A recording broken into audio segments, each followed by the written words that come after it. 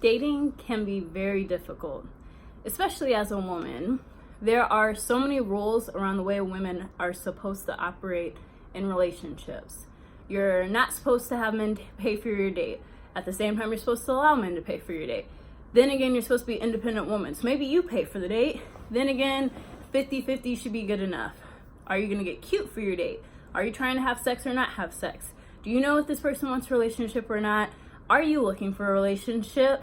There's a swirl of questions that can go through one's mind, whether man or woman, but in particular, there's this question of worth and value that sometimes women place on the dating equation that is not necessarily the most helpful way of operating.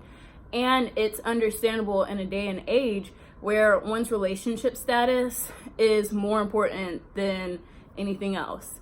As family members ask, are you dating? Are you single? When are you gonna get married?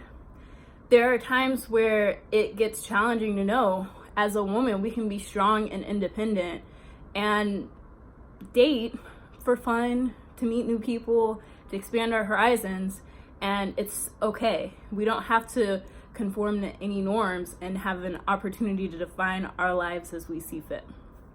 I'm Latia, and I'm a relationship coach. I love diving into how can we create a luscious life and live free and on our own terms. So when it comes to dating, one of the biggest challenges that I've faced is payment on dates. And not in the sense of I'm unwilling to let a man pay for a date. That is my preference. I love it when I go on a date and the guy pays for it. It makes me feel very taken care of, and it feels good. I take care of enough things during the week. To take care of people on dates isn't what I like to do. And there was this guy, and we met on the subway. We ended up going out to this wine bar he recommended, and he asked to split the bill. And I agreed to, even though I didn't really want to. My assumption was, if you're asking to split the bill, maybe you're broke. And it's not that I wanted to be rude or mean about it, but it's just that I don't like paying on a date. And especially, he chose most of the drinks. He made most of the choices on the meal. The only choice I made was like, let's get the olives, because they were delicious and they were amazing. But he chose like fancy wines, expensive things, was smoozing with a sommelier, and was proud to be a pretentious white man. It was a train wreck. And we ended up going somewhere after where I got mac and cheese, and he starts eating at it. And I'm just like, I didn't have any intentions of sharing with you. Why are you picking at my food? He's like, I was peckish. Bro, be peckish elsewhere. We did not discuss sharing this. And so whenever the waitress came back and said, oh, this was too low to put on two cards, it's on his, I was like, thank you. I appreciate you, waitress. But when it comes to dating, for me, I know I can feel guilty or wrong if I'm like, I only want to go on dates with guys who pay for me. Because people will look at you like, are you a sugar baby? Are you just using men for food? Are you sneaking? Are you just looking for a foodie call? And it's unfair to be like, wow, women are just on dates for food.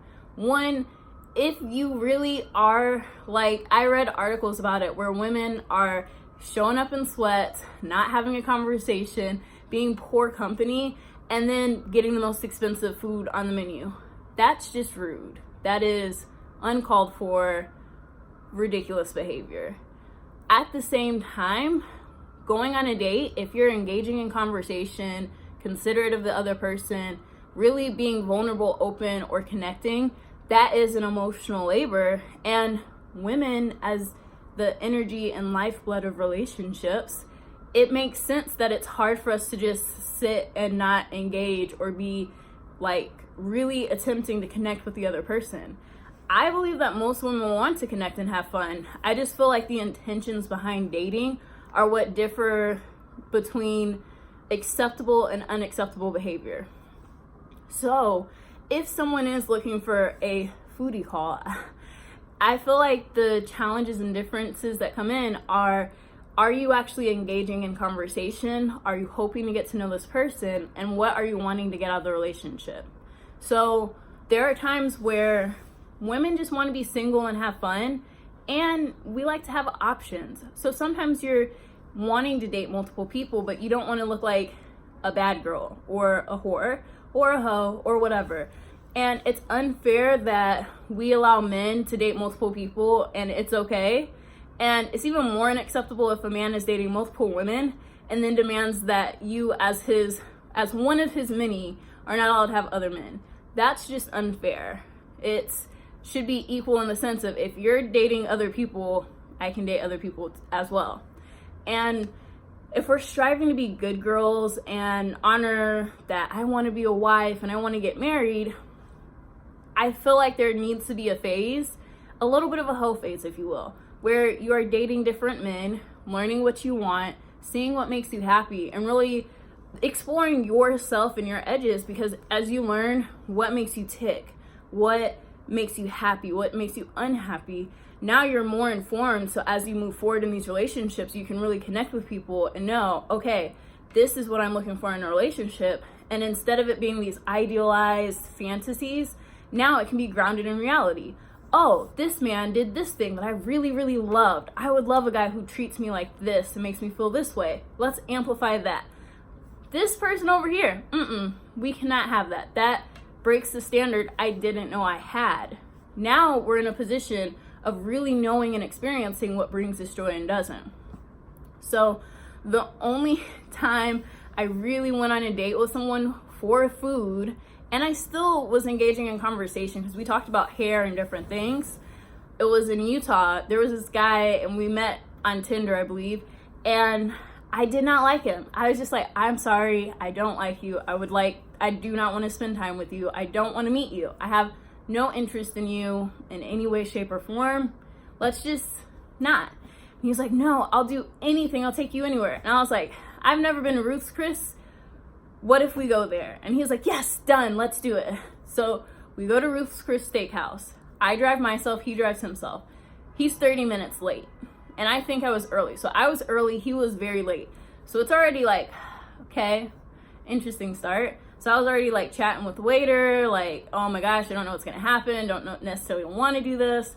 And then he comes in and we have our conversation, he pays for the meal, and I'm like, yeah, I still am not interested in you, but thank you for the meal, it was delicious. And he was like, I think it was a $200 bill, like $150, it was pricey. And he was like, this is the best money I've spent just to have time with you. And even though it was not a date where it was like, oh yeah, that changed my mind, I was very honest with him. I was upfront. I didn't lie to him about my intention. I'm like, you are literally bribing me over a meal that I would not buy for myself at this point in time. And he was still honored to have taken me out on a date. And to have someone be so excited to spend time with me and take care of me, that aspect of it I really liked. I didn't enjoy our dynamic, but that doesn't separate that I could appreciate being appreciated and seen as who I am. And I am going through shifts in my life and relationship, and I just see that being a good girl in this day and age doesn't really honor anyone. Who was your good girl created to serve? Your parents, your family, your future husband, God, I don't know. I feel like we've gotten to this point where we think being a good girl is going to save us or help us win over people or add value to our lives. And what it does is repress us. It's like we are keeping ourselves slaves to this idea of being the perfect woman, the perfect mother, the perfect lady that we can be. And that is dimming our light and our shine and our glow and our ability to kind of connect with ourselves and with others from a place of truth and honesty. And I still go through these moments where it's like I'm just not satisfied with the quality of some of my relationships or the people I spend time with or how I spend my time or the things that I do. And I know that I always have a chance and opportunity to change my choices, to do something new, to switch my narrative, and to become more empowered as I move forward. It's not always easy, but it's worth the effort to figure out what would it take for me to stop trying to be this good girl and just be a powerful woman, a bold woman, a luscious woman, a powerful, amazing, divine being of a woman. I know that I go through my doubts and I'm still finding my way, as we all are. None of us is ever fully formed in the sense of operating at our 100% peak potential. I'm not sure if we'll ever reach it, but I know that I do my best to keep striving for it, and I would love to connect with people who are interested in taking their lives to that next level, discovering the strength and power and beauty that is within them that maybe just haven't seen in a while. So reach out, let me know if you're curious about unleashing your luscious lady and having fun conversations to become a powerful woman or a powerful man as we move forward in this day and age, where the more honest and real you are with yourself, the more honest and real you can be with others, and the more powerfully and attractive you will be to those that you meet. See you next time.